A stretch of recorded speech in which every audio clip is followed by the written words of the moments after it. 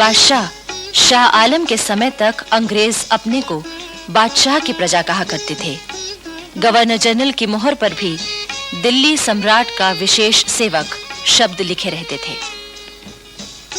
जब भी कोई अंग्रेज अफसर, चाहे वो गवर्नर जनरल ही क्यों ना हो, शाह आलम के दरबार में जाता था तो अदब के साथ खड़ा होता था और उन्हें भेंट देता था।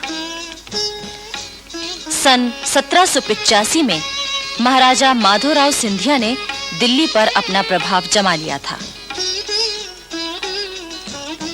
मुगल सम्राट के सारे अधिकार माधोराव सिंधिया के पास आ गए थे और इसके बदले शाह आलम को केवल 6 लाख रुपया सालाना दिए जाने लगे। शाह आलम सिंधिया परिवार के व्यवहार से कितना खुश था, इसका परिचय सम्राट की एक कविता से मिलता है, जिसका अर्थ है, माधोजी सिंधिया जो मेरे जिगर का टुकड़ा और मेरा बेटा है, मेरे दुखों को दूर करने में लगा हुआ है। कंपनी के जनरल मार्क्विस वेलेस्ली ने फूट डालकर अपना काम निकालने की नीति में अब तक काफी सफलता पाई थी। यहाँ भी उसने यही किया। मुगल बादशाह शाह आलम को उसने मराठों के खिलाफ भड़काया और इस तरह दिल्ली मराठों से खाली हो गई। दिल्ली पर कंपनी की सेना का अधिकार हो गया। बादशाह शाह आलम के खर्च के लिए 12 लाख रुपए सालाना दिए जाने लगे। उधर अवध में अंग्रेजों ने नवाब वजीर अली को कैद करके बनारस भेज दिया और उसकी जगह सादत अली को नवाब बना दिया। सादत अली और अंग्रेजों के बीच चिरस्थायी दोस्ती की संधि लिखी गई, लेकिन जल्दी ही अंग्रेजों का दबाव बढ़ने लगा। सादत अली के सभी अधिकार और आमदनी के जरिए छीने जाने लगे।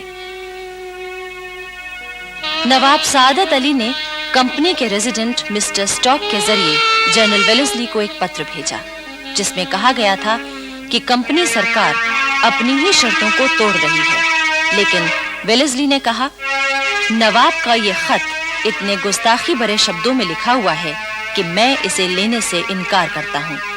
यह खत नवाब को वापस कर दिया जाए और अगर नवाब ने फिर भी इसी तरह अंग्रेज सरकार की इंसाफ पसंदी और ईमानदारी पर शक जाहिर किया तो उसे सजा दी जाएगी।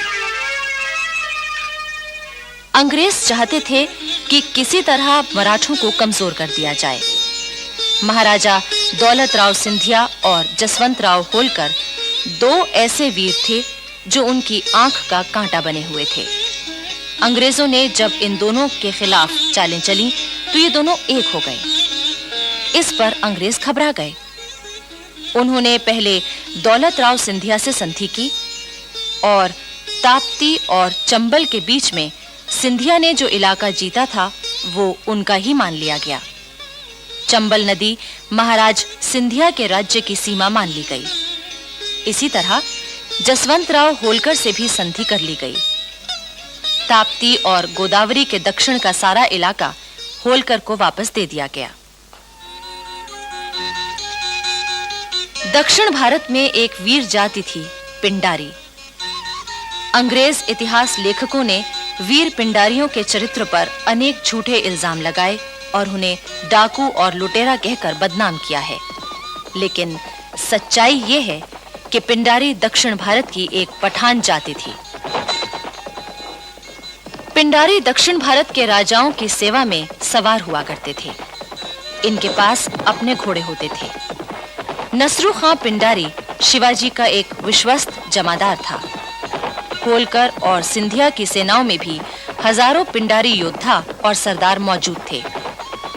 हीरा खां पिंडारी और बुरान खां पिंडारी माधोजी सिंधिया के 2 विश्वस्त और योग्य सेनापति थे। दौलत राव सिंधिया की सेना में भी सरदार चीतू खां और करीम खां पिंडारी थे, जिन्हें नवाब की उपाधि मिली हुई थी।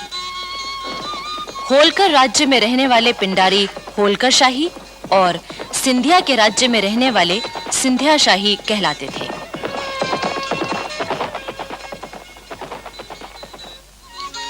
लॉर्ड हेस्टिंग्स ने मराठों की ताकत को कम करने के लिए पिंडारियों को नष्ट करने का निर्णय लिया।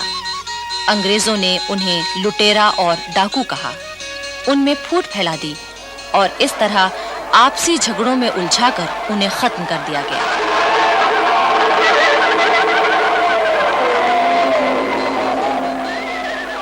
दिल्ली में शाह आलम की मृत्यु के बाद उसका बेटा अकबर शाह गद्दी पर बैठा, पर जैसी कि अंग्रेजों की नीति थी, उन्होंने उससे जो वादे किए थे उन्हें पूरा करने से वे मुकर गए।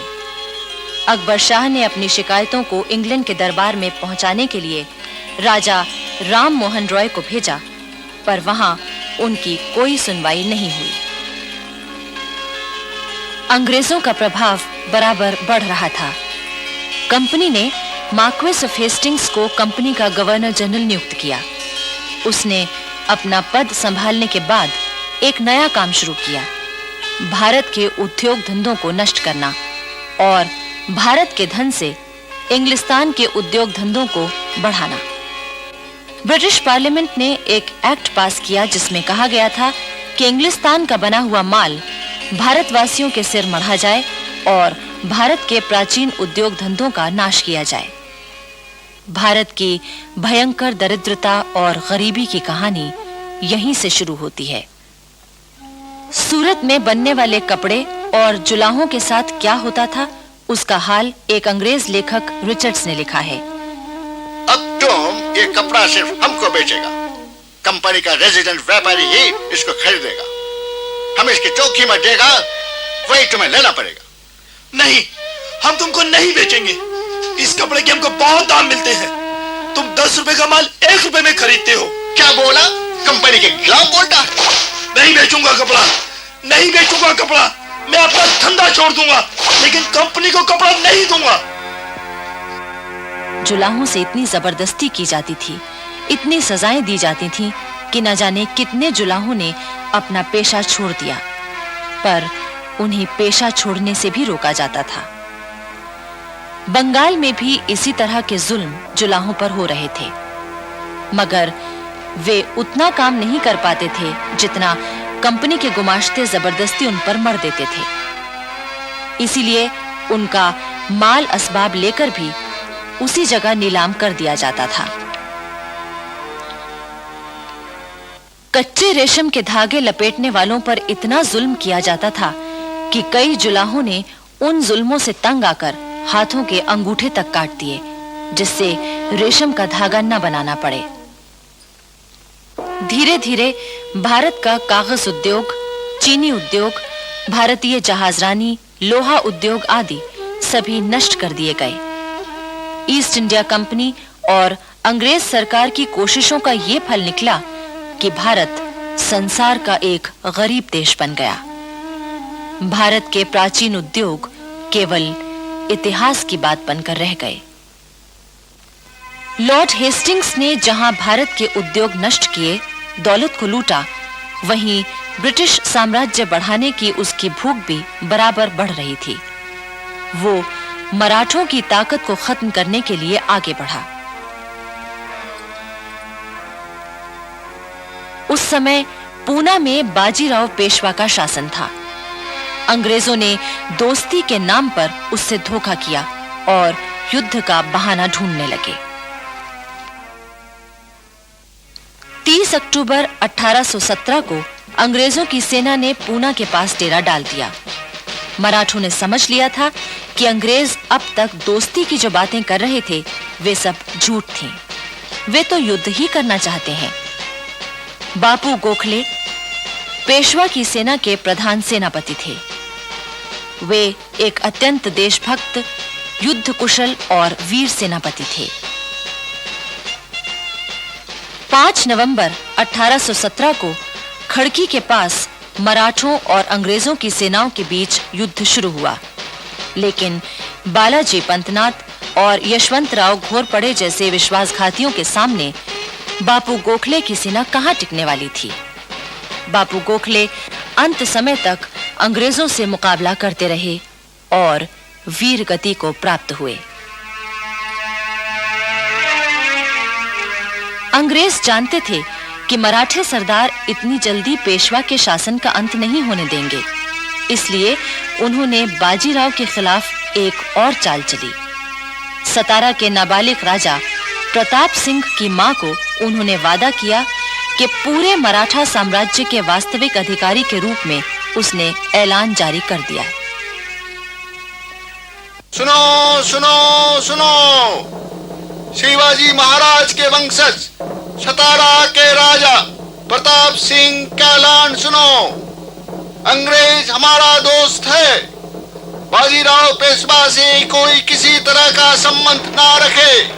हर आम और खास का फर्ज है कि इस लड़ाई में वो अंग्रेजों की मदद करे।